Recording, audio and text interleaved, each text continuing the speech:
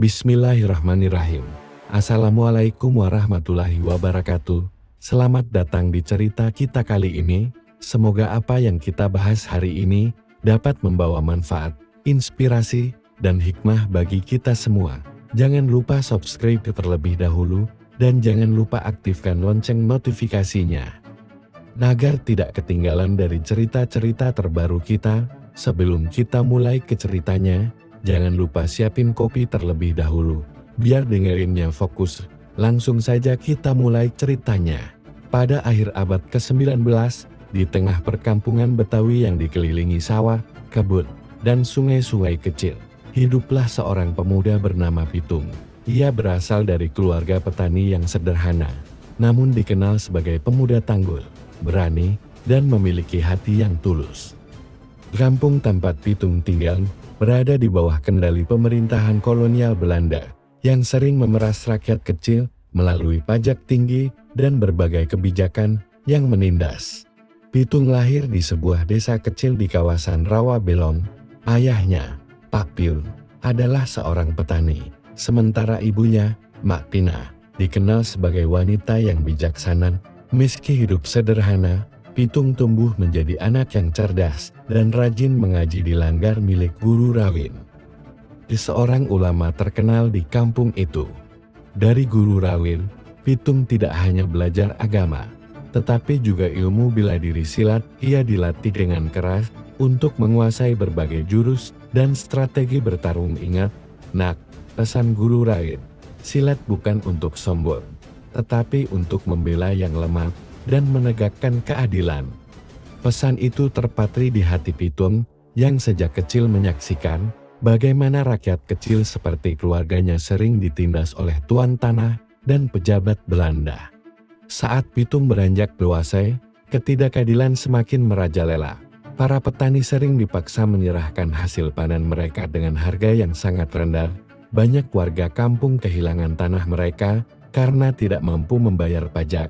Sebagian lagi dijebloskan ke penjara karena berani melawan. Salah satu peristiwa yang membakar hati Pitung terjadi ketika sahabatnya, Dayan, dipukuli oleh mandor perkebunan Belanda hanya karena terlambat mengantar hasil panen. Melihat penderitaan sahabatnya, Pitung merasa bahwa ia tidak bisa lagi tinggal diam.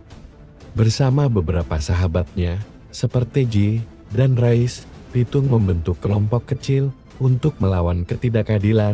Mereka memutuskan untuk merampok rumah-rumah para tuan tanah dan pejabat Belanda yang kaya. Namun, uang dan barang rampasan itu tidak mereka simpan untuk diri sendiri. Sebaliknya, semua hasil rampokan dibagikan kepada rakyat miskin yang membutuhkan. Aksi-aksi Pitung segera menjadi buah bibir di seluruh kampung Betawi. Ia dijuluki sebagai Robin Hood Betawi, seorang pendekar yang membela rakyat kecil. Meski aksinya dianggap kriminal oleh Belanda, rakyat kecil menganggap Pitung sebagai pahlawan. Di tengah perjuangannya, Pitung jatuh hati pada Aisyah, seorang gadis cantik dari kampung tetangga. Aisyah tidak hanya cantik, tetapi juga cerdas dan memiliki jiwa yang kuat. Ia mendukung perjuangan Pitung dan sering membantu menyembunyikan barang rampasan di rumahnya. Namun, tidak semua orang menyukai aksi Pitung. Beberapa warga kampung, terutama mereka yang takut pada Belanda, mulai menganggap Pitung sebagai ancaman. Salah satu di antara mereka adalah Pak Karta, seorang kepala kampung yang sering bekerja sama dengan Belanda demi keuntungannya sendiri. Pak Karta akhirnya melaporkan keberadaan Pitung kepada polisi Belanda. Ia memberitahu mereka tentang tempat persembunyian Pitung dan kawan-kawannya. Pada suatu malam, ketika Pitung sedang beristirahat di rumah sahabatnya, rumah itu dikepung oleh sepasukan polisi Belanda. Meski sempat melawan dengan gagah berani, Pitung akhirnya tertangkap. Karena kalah jumlah, ia dibawa ke penjara Glodok, di mana ia disiksa agar mengungkapkan lokasi harta rampasannya. Namun, Pitung tetap bungkam. Ia menolak mengkhianati rakyat yang telah ia bantu. Kegigihan dan keberaniannya membuat para penjajah semakin marah. Mereka memutuskan untuk menghukum Pitung di depan umum sebagai peringatan bagi siapa saja yang berani melawan Belanda. Pada hari eksekusi, rakyat Betawi berbondong-bondong datang untuk menyaksikan hukuman mati Pitung. Meski tangan dan kakinya terikat, Pitung berdiri dengan tegap. Sebelum hukuman dilakukan, ia berseru kepada kerumunan, "Kalian boleh membunuh tubuhku, tetapi semangatku tidak akan pernah mati." Selama masih ada ketidakadilan, selalu ada orang yang berani melawan. Peluru menembus tubuh Pitung, dan ia pun gugur sebagai pahlawan. Namun, cerita tentang keberaniannya terus hidup di hati rakyat Betawi. Nama Pitung menjadi simbol perlawanan terhadap penindasan, dan hingga kini, ia dikenang sebagai pahlawan rakyat. Kisah si Pitung terus diceritakan dari generasi ke generasi di Jakarta. Beberapa percaya bahwa ia memiliki ilmu kebang, sehingga tidak mati karena peluru, dan bahwa suatu hari ia akan kembali membela rakyat kecil.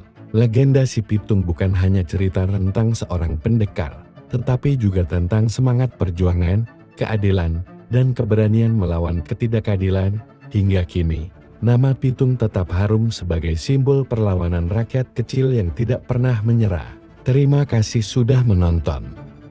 Kalau kalian suka dengan video ini, jangan lupa tinggalkan komentar di bawah. Kami sangat menghargai setiap pendapat dan masukan dari kalian. Dan jika ingin mendukung channel ini lebih jauh, kalian bisa berikan super thanks.